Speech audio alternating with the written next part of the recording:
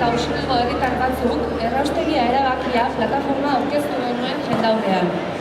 Erraustegia erabakia lelopean bildu ginen, eta gure eskaera zuzen eta garbi azaldu genuen. Erraustegia egingo den ala ez, herriak erabaki bezala.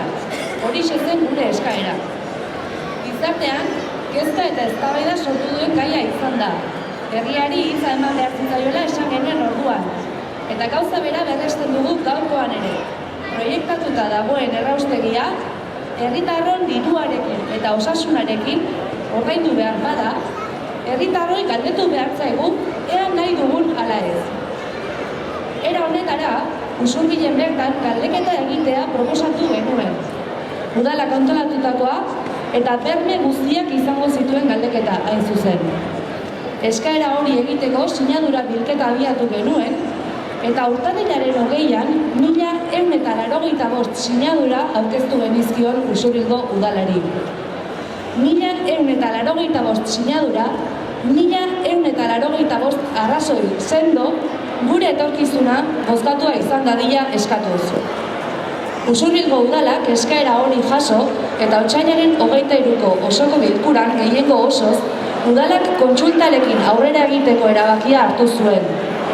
Usurbilgo hondakinak tratatzeko erraustea egokia iruditzen altzaizu, hori zen galdera eta legeak dioenari jarraituz, erreferenduma antolatzeko eskaera egin zion Espainiako gobernuari.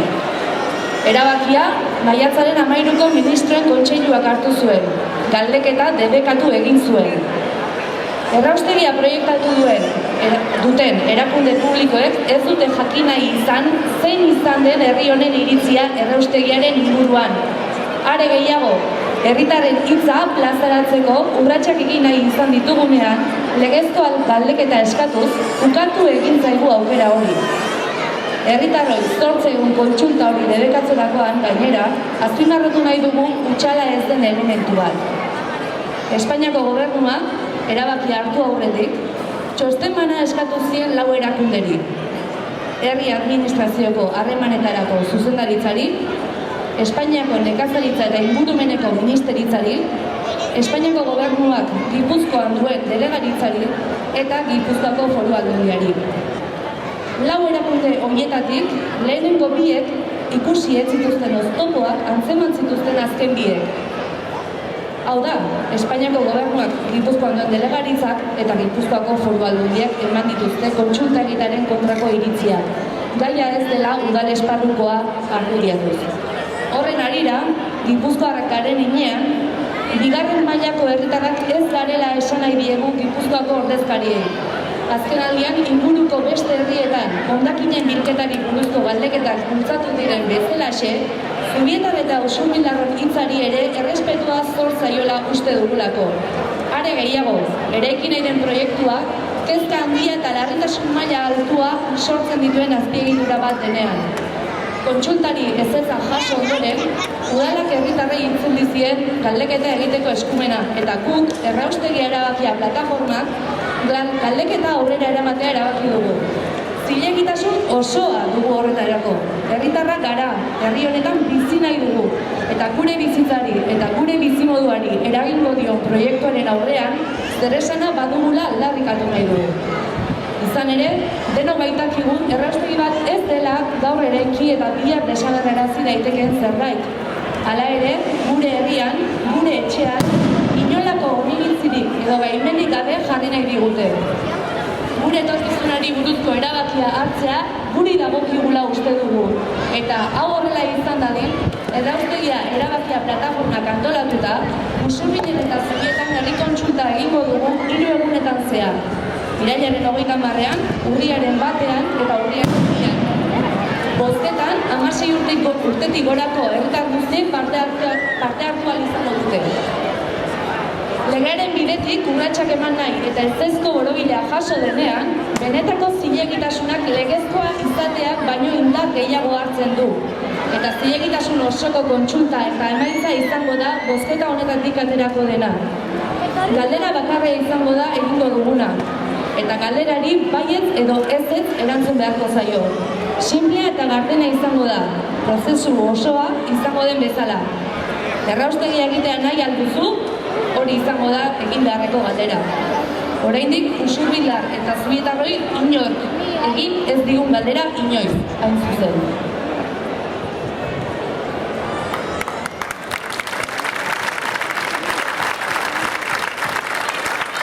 El año pasado, un grupo de vecinos de Zubieta y Usurbil presentamos en público la plataforma de Erraustegia Erabakia. Expusimos de manera concreta y clara nuestra petición, que sea el pueblo quien decida si se construye o no la incineradora. Esa fue nuestra exigencia. El Ayuntamiento trasladó su solicitud para realizar un referéndum al Gobierno español. El 13 de mayo, el Consejo de Ministros hizo pública su posición: prohibir la consulta a la ciudadanía. Antes de hacer pública la prohibición, el Gobierno de España solicitó 4 informes a diversas instituciones: a la Dirección para las Relaciones con las Administraciones Públicas, al Ministerio de Medio Ambiente y Agricultura, a la Delegación del Gobierno Español en Guipúzcoa y a la Diputación Foral de Guipúzcoa. Los dos primeros organismos no vieron impedimentos en que se celebrara el referéndum. Los dos últimos, la Delegación del Gobierno y Diputación de Guipúzcoa, en cambio, dieron su opinión contraria a consultar a los vecinos y vecinas de Usurbil, argumentando que no se trata de un tema de ámbito municipal. Tras recibir la negativa de Madrid para convocar la consulta, el Ayuntamiento de Usurbil trasladó a la ciudadanía el poder preguntar al pueblo su opinión.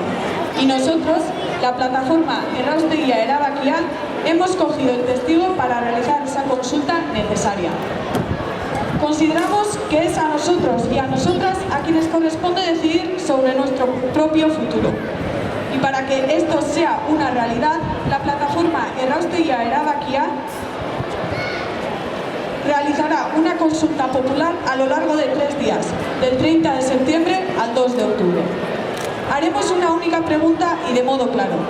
Habrá que contestar sí o no. Una pregunta simple y transparente, como será también el proceso que nos lleve hasta ella. ¿Quieres que se construya la incineradora? Eskerrik asko.